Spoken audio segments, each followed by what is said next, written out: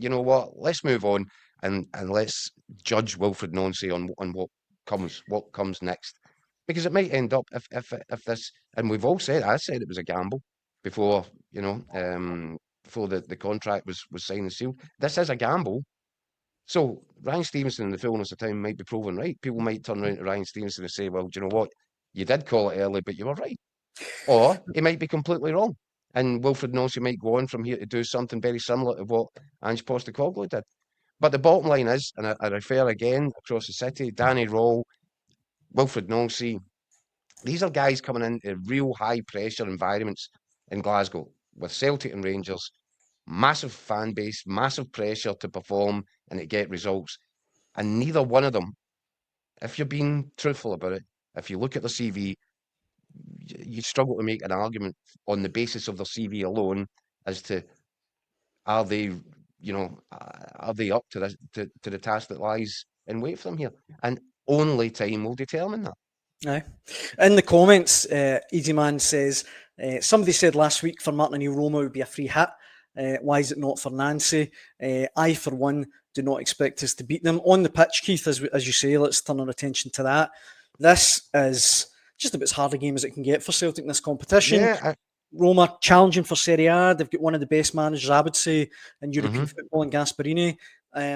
It's going to be a very big ask, no matter who the manager is tomorrow night. Yeah, and that's what I'm saying. I mean, I don't know what that comment was relating to there, because I don't think anybody's saying Wilfried Nancy needs to go and beat Roma to correct what happened at the weekend. That's just simply not the case. I've just said it. Any manager will find this a big challenge Thursday night against a side of that calibre, with the quality they've got throughout the squad. That's a big challenge. I think all that Wilfried Nancy will want to do after a difficult start is to lay down something on Thursday night that the fans can enjoy, can get behind, can buy into, and gives them confidence. Now, I've tipped I think a 2-2 draw, and I think that'd be a really positive result for Celtic, just to avoid defeat in the game.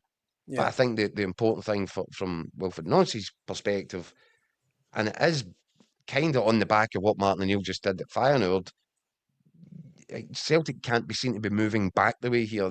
That's presentationally the issue for the new manager right now, is that he's taken over a side that, whether you thought Celtic's performance level was particularly great, and it wasn't, but, you can't make a silk purse out of sow's ear here. Martin O'Neill calculated what he had at his disposal and worked out how to shape them up in a team and a formation which could keep Celtic winning. And he was really successful at that. And that's the challenge for the new manager. Can you do something similar? And if not, then there is going to be this debate about, was it the right thing to do? Is this the right time? Is this too much too soon? But you heard it there himself from Wilfried Nancy. He said he's not daft.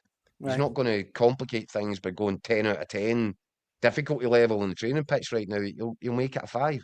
He knows that he can't do everything at once, and he even said there, probably the best time to make fundamental changes will be in the summer, when he gets a full pre-season to work with squad, and then he can really lay down the law according to Wilfried Nancy. I've got an odd feeling this is going to be a famous European night at Celtic Park, and Nancy will launch his Celtic career, if you want, but who knows. We're on late tomorrow night, actually, after the game, so we'll be able to talk about it more in depth